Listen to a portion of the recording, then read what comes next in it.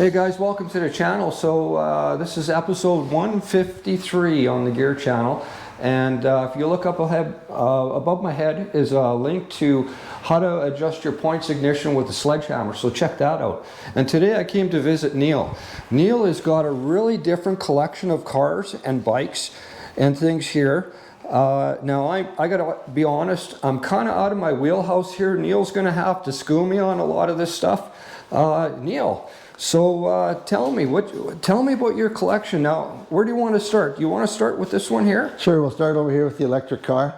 It's a 1980 commuter car. It's made by Commuter Vehicles Incorporated in Florida. Now, it was started during the OPEC oil crisis. The initial ones were called the city cars. They were very similar. They just didn't have the big bumpers on the front and the back. And the city car lasted for about 3 years till that guy went broke. And then most of the assets were bought by an RV manufacturer, and then it came back as commuter vehicles and commuter car. And they came out, the city cars were 36 volts, the commuter car came out at 48 volts. And they lasted till about late 80, there's a few 81s around. This is a 1980. It was originally purchased in Portland, and the man that owned it in Portland, him and his wife drove it year-round for 38 years. Wow. And he's upgraded it to a 60-volt controller. It's basically the same as a forklift controller. The initial ones came out with dropping resistors to lower the speeds, but this one is just like a forklift controller, and it's 60 volts. And it's got a 6-horse DC motor on it. That's very cool. Can I open the door here now? Sure. And just show everybody the interior. So this car can be driven year-round. It's got 6 batteries in the back and 4 in the front. And yeah, he can drive this in the wintertime if he so chooses to. This is a really neat car. This is something that you don't see here. And again, I'm really out of my wheelhouse when I look at this. This is really neat. So there's 6 of the batteries in the back. There's your batteries. That's really cool. So top speed on this, you said, was supposedly 50 miles an hour. 50 miles? I've had it going 30. So 50 kilometers an hour. And then it's got a hatchback on it. It's a little bit of stuff. Cool. So this is a glass body with an aluminum chassis. You do have some package room in there. Yeah. That's really, really neat. I did see this car one time on the road. We were in a Ronald McDonald cruise last summer.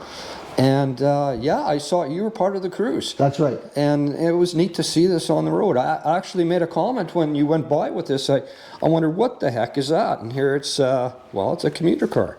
A fully electric car. Very cool. And you've got some other things in your garage here. And again, some things that I don't know a whole lot about. If you're going to have to school me on some of the bikes here, why don't we go over to the 50 Dodge? Okay, this is a 1950 Dodge. It was my wife's great-grandmother's car. It was purchased new by her great-grandmother in Kindersley at Howard's Garage. And then sometime in the mid-60s it was passed on to her son. And then in 1992 it went to my wife's dad, so it's 3rd generation. And then in 92, we brought it home, and my wife is the 4th generation owner of it. Wow, that's cool. So it stayed in the family for a long time, 4 generations. Yeah. And this is a Flathead 6 in here? Flathead 6, got the 218. We can pop the hood once you get there. Okay, I'll let you go ahead. All right. And the drivetrain and the body, everything's completely original except for the interior. I had to redo the interior just out of necessity. There we go. Very, very nice original car. It's still positive ground as they were back then. Ah, cool. I've redid the wiring out of necessity, but it still follows the same lines. Not often you see a 50 anything where it's original paint. Mostly original car, guys. This is really impressive. And a 4th generation in the family. Really, really pretty. Wow, this is nice. And like you say, so you've done a little bit of wiring on the car, and the interior has been cleaned up, and I see the seats have been reupholstered there. A new headliner in it because it was sagging badly. Oh, a new headliner as well. Yeah. Wow, this is cool. I like the There's a lot of wood trim in there. Very pretty. Yeah, that wood grain's actually painted. It's actually steel. Oh, but that it's- actually is painted. Yeah. Wow, that's nice. I like these. You've got some neat features on this car too. There's something on the back here I've never seen before. So that was an actual 50s, 60s option there. I don't know if everybody could see it, but so it's what it does when you step on the gas. The green light comes on. You let off the gas. The yellow light comes on. You step on the brake. The red light comes on. very cool. It was kind of a hot rod thing they did in the 60s, I guess. And the other thing I've got inside here is I've got a Bermuda bell. Sorry, which? A Bermuda bell. It's just a big ding-dong bell that they used to use horse and buggy days, and that carried on to the hot rodders. So back on the passenger side, you can, if you get in there close, you probably can't see it. There's a old valve stem sticking through. So I'll just get in there and I'll show you what it does. Okay.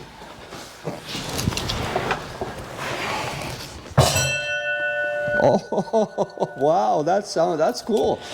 I've never seen anything like that. That was another hot rodder thing that they used to use. They were originally on horse and buggies, and they used to use them to warn the pedestrians they were coming by. Oh, okay. And then somewhere along the line, the hot rodders got them, and then even though this car is not a hot rod, I can still have some fun with it. Very neat. Well, I've never seen that before. That's very cool. Thanks for sharing that with us. So we also have some bikes here. All right. So this is a 67 Honda. Honda C201, yeah. It's kind of the predecessor to the CT90s, which everybody had. It's a friend of mine had it out at Milden. It had been sitting for a number of years, and he brought it over, and it's basically original. The motor was seized when I got it. I was able to free it up. I've cleaned it up, recovered the seat, and new tires on it. But other than that, it's the way it was in 1967. Wow, all original. Again, another nice example of an all original bike.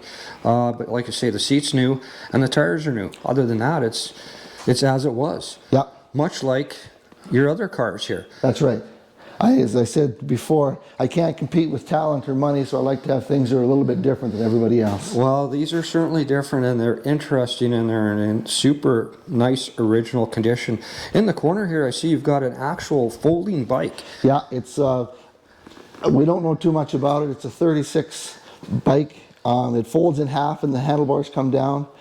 My brother wants to use it for when he goes camping in his bowler, because it'll fold up to next to nothing.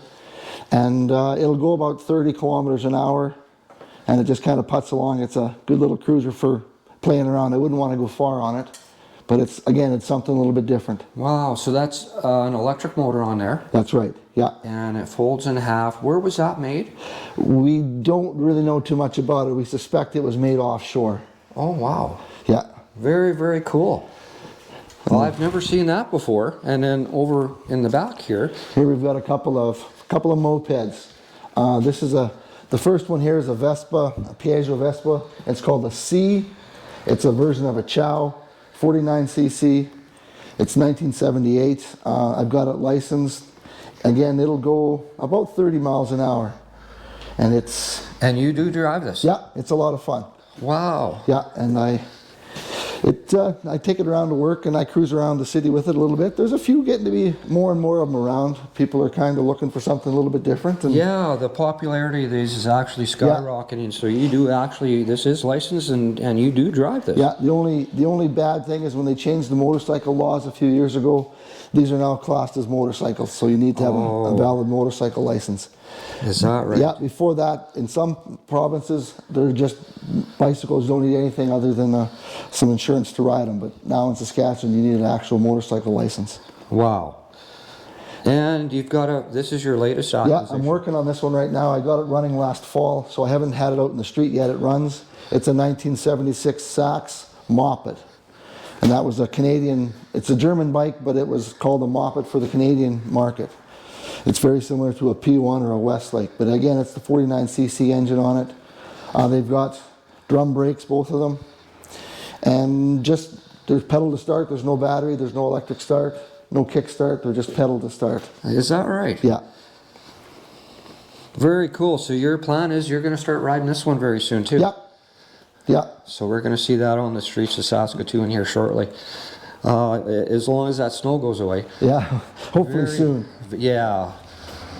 very, very cool collection of very, very different cars and truck and motorcycles, and this commuter car is really something special. I've never seen anything like it. I really appreciate, you know, you sharing this with us, Neil. These are, like I say, I'm out of my wheelhouse. I'm certainly out of my wheelhouse in here. And I appreciate you giving me the tour, showing me some of your toys. This is all really cool stuff. It's something different. It's things that you don't see every day. So once again, thanks very much, Neil. And thanks for watching, guys.